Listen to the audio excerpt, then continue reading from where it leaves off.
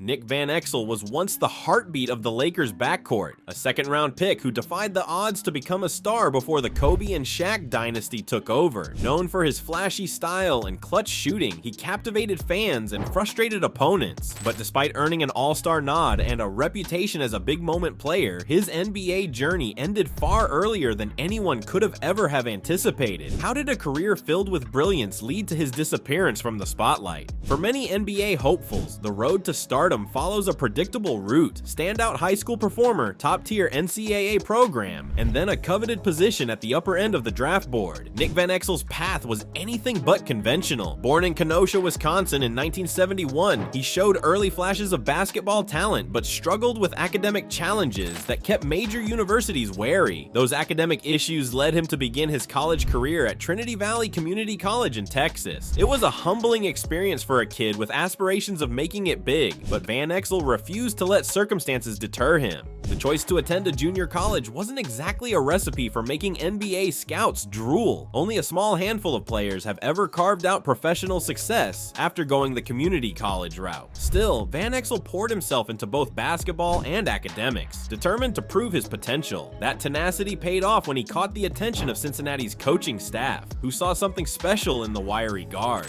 After 2 years at Trinity Valley, he transferred to the University of Cincinnati. At Cincinnati, Van Exel flourished under head coach Bob Huggins' demanding system. The Bearcats became a force, making a run to the NCAA Final Four during Van Exel's tenure. In an era dominated by big-name prospects from powerhouse programs, he went from a youngster at Trinity Valley that wouldn't say 2 words to a kid that would stand up in front of his teammates and tell them the way it was because he wanted to win. This gutsy guard out of JUCO started to turn heads among NBA talent evaluators. His quick first step, long-range marksmanship, and willingness to take, and often make, tough shots piqued the interest of teams seeking a jolt of creativity in the backcourt. Despite his late-blooming hype, doubts lingered about whether he could thrive at the next level. Standing around 6'1" and carrying a bit of a defiant streak, Van Exel was hardly the prototypical point guard. So when the Los Angeles Lakers selected him 37th overall in the 1993 NBA draft, many believed he'd be just another second-rounder fighting an uphill battle. The Los Angeles Lakers selected while we were away Nick Van Exel, the excellent point guard out of Cincinnati. Little did they know that a mere 2 years later, he would become one of the team's most vital pieces. Drafted 37th overall, Nick Van Exel arrived in Los Angeles without the fanfare that typically accompanies first-round picks. Yet he wasted no time converting skeptics into believers. As a rookie in the 1993-94 season, he averaged around 14 points and nearly 6 assists per game, a strong output for any newcomer, let alone a second-rounder. While his three-point shot hovered around 34%, the raw numbers only hinted at his greater impact, a flair for the dramatic. NBA fans knew Showtime had ended when Magic Johnson retired. You're spoiled. You're looking for the next Magic. I think Jerry West was just going to take the best. But Van Exel's entrance heralded a fresh wave of excitement at the Forum. Dubbed Nick the Quick, he unleashed a daring style characterized by off-balance jumpers, crafty passes, and a brazen willingness to test defenders off the dribble. Each time he crossed half court, the crowd braced for something electrifying. At a time when many offenses leaned on traditional sets and safer strategies, Van Exel relished the unorthodox. He'd launch from well beyond the arc, thread improbable bounce passes through traffic, and snatch steals with a gambler's spirit. His rookie year not only showcased his skill, but also signaled a shifting identity for the Lakers. With Magic gone, the franchise sought a point guard who could re-energize a fan base still clinging to memories of the 1980s. Van Exel's flashiness meshed with Los Angeles' appetite for showmanship, restoring a buzz that had started to wane. By his second season, he was cemented as the team's starting point guard, averaging 17 points and over 8 assists, all while bringing bravado reminiscent of the city's Hollywood allure.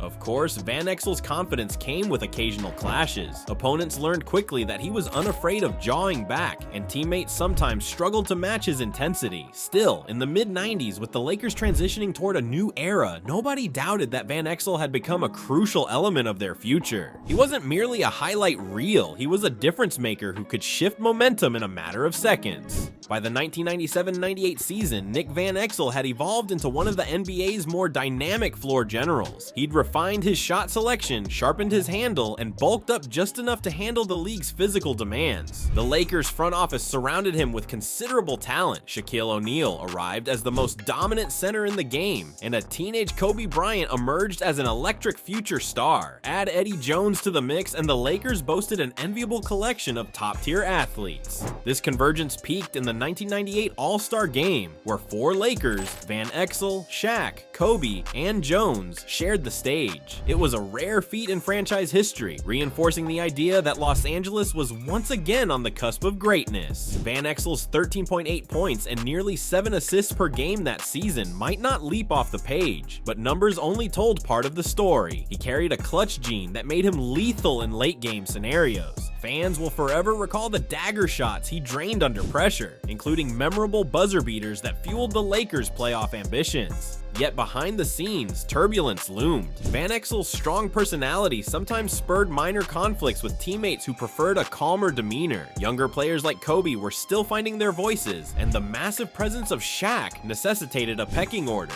Van Exel's rightful desire to lead clashed with the franchise's push to build around Shaq and Kobe. The result, an uneasy balance in the locker room. While Van Exel continued delivering brilliant performances, chemistry questions surfaced. He was hardly alone in his frustrations. The mid-90s Lakers struggled to surpass Western Conference titans like the Utah Jazz, San Antonio Spurs, or Houston Rockets. Nonetheless, the synergy of Van Exel's ball handling and Shaq's post dominance offered glimpses of genuine title potential. Some analysts believed that if the pieces gelled, Los Angeles could dethrone Michael Jordan's Chicago Bulls, or at least become the next great dynasty. All that optimism made it even more shocking when Van Exel's tenure ended abruptly, just as the Shaq-Kobe era took shape. Though he had put the Lakers back on the map and given fans many heroic moments, a few off-court missteps and internal tensions would set the stage for his eventual departure. Kobe knew we weren't going to get a better player, but really it was addition by subtraction.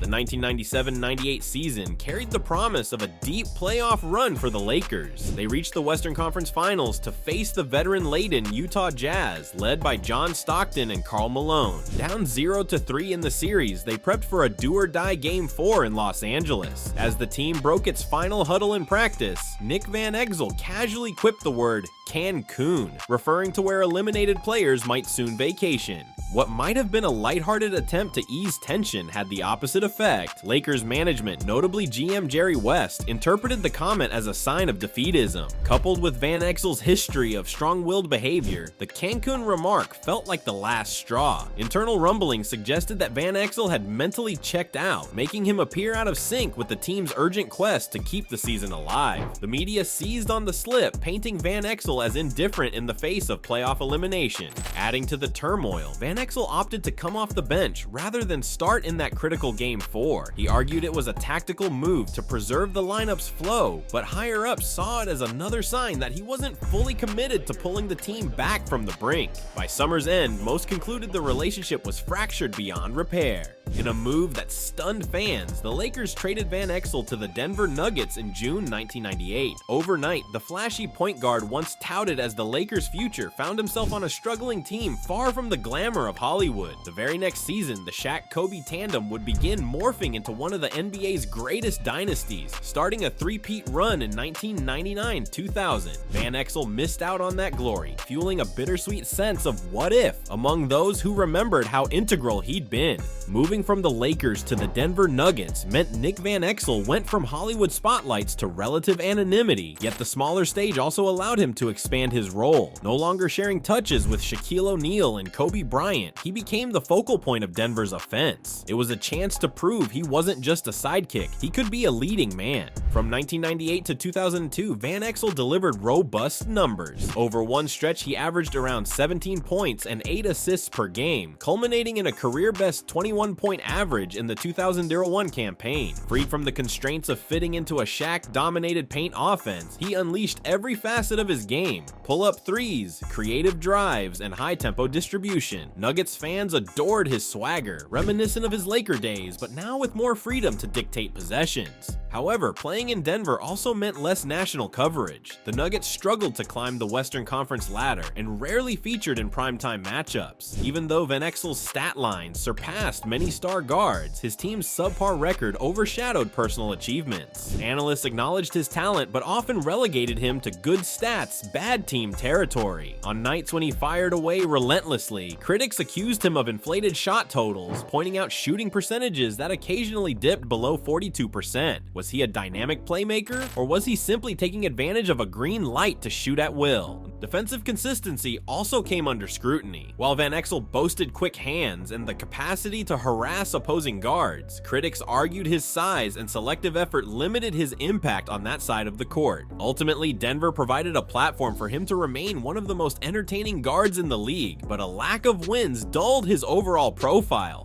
By 2002, Van Exel's next chapter took shape, a trade to the Dallas Mavericks. The Mavs had already assembled an offensive juggernaut featuring Dirk Nowitzki, Steve Nash, and Michael Finley. Van Exel would no longer need to average 20 points. Instead, he was expected to be a savvy veteran who could provide scoring outbursts and guide the second unit. His presence on the bench sparked optimism, with fans envisioning him as a lethal sixth man who could carry the load whenever the starters sat. Van Exel embraced this shift, grateful for the chance to compete for a championship. Although his season averages dipped compared to Denver, he thrived in crucial moments. Nothing exemplified this more than his 2003 playoff run. The Mavs, loaded with offensive firepower, battled the Sacramento Kings in a memorable second-round series. In Game 3, Van Exel erupted for 40 points, turning back the clock to those unstoppable bursts he once displayed in LA and Denver. With a flurry of threes, acrobatic layups, and fearless drives, he seized momentum and propelled Dallas forward.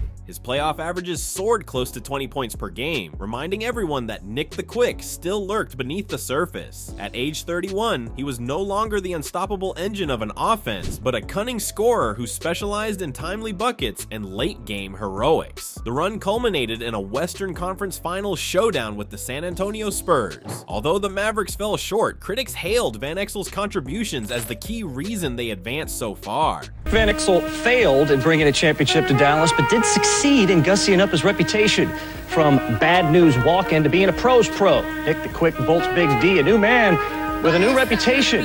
Van Exel's agent says the guard's disappointed to leave the Mavs, but will take his team attitude to Golden State. For Van Exel, it was another near miss at championship glory, yet the experience proved that he could adapt, no longer the primary ball handler, but a complementary piece who could erupt at any moment. Mavs fans grew fond of his emotional outbursts, his fist pumps after big shots, and the unbreakable confidence he displayed even when facing superior teams. Though they didn't hoist a trophy, Van Exel's Dallas stint remains a highlight of his journeyman career, bridging the gap between his star of a rebuilding team status and the final legs of his playing days. After his playoff run with Dallas, Van Exel sought new opportunities. Trades and free agency moves landed him with the Golden State Warriors in 2003-04, the Portland Trail Blazers in 2004-05, and finally the San Antonio Spurs in 2005-06. By then, he was well into his mid-30s, a stage in which many smaller guards see their quickness and endurance wane. The scoring explosions grew rarer, though his knack for hitting big shots still surfaced on occasion. In Golden State, he shared a backcourt with rising talents, yet found it challenging to replicate his Dallas heroics. Portland was a transitional team, caught between rebuilding and contending, leaving Van Exel's contributions overshadowed by the franchise's internal uncertainties. His final stint in San Antonio gave him a small taste of a championship-caliber environment, arguably what he'd desired ever since leaving the Lakers. Unfortunately, he logged limited minutes on a deep roster. While Spurs fans appreciated his leadership, time on the floor dwindled as younger guards claimed the rotation.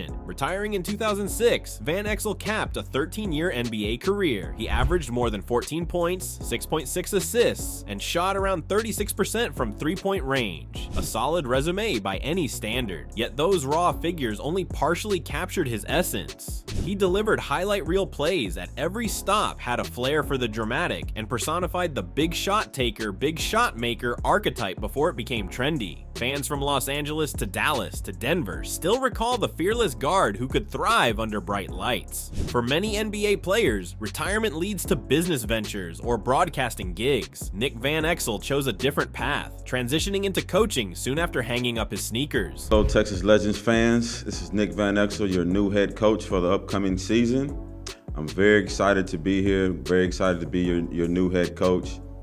Look forward to seeing me everywhere, around. Motivated by a desire to remain in the game, he started as an assistant for the Texas Legends, the Dallas Mavericks G League affiliate. It was a fitting start given his non-traditional entrance into professional hoops. Working with developmental players, Van Exel embraced the chance to pass on wisdom from his winding journey. A step up to the NBA coaching ranks followed. He served on the staffs of the Atlanta Hawks, Milwaukee Bucks, and Memphis Grizzlies, each assignment allowing him to refine his approach while guiding younger guards. Known for his direct, sometimes fiery style as a player, Van Exel had to learn the delicate balance of pushing prospects without stifling their growth. The same flamboyance that once defined his playing days became an asset in fostering confidence in rookies and sophomores. Players responded to him because he'd lived so many versions of an NBA career: underdog second-round pick, star on a marquee team, high-scoring gunner on a rebuilding squad, and veteran bench contributor on contenders. That versatility gave him a keen empathy for players facing uncertain roles or battling to keep their jobs. He spoke their language, recalling his stumbles and triumphs. Outside the X's and O's, Van Exel's trajectory exemplified that success doesn't require a pristine blueprint. He'd faced academic hurdles, been overshadowed in small markets, clashed with front offices, and battled father time. Yet through all that, he sustained a 13-year NBA run, earned an all-star spot, and delivered signature playoff moments. As a coach, he aimed to help younger talent sidestep pitfalls and harness their potential in a more structured way. Nick Van Exel's tale begins as a little-known community college talent who rose to stardom with the Lakers, dazzled fans with a fearless style, and left an indelible impression before drifting from the NBA limelight. From iconic buzzer beaters and all-star showings to lesser heralded but vital stints in Denver, Dallas, and beyond, he maintained a flair that made him unforgettable. Though he never captured an NBA title, he built a legacy of resilience and creativity. Coaching became his next chapter, revealing a man committed to uplifting the next generation. If you enjoyed this video, then make sure to catch our next one shown on screen.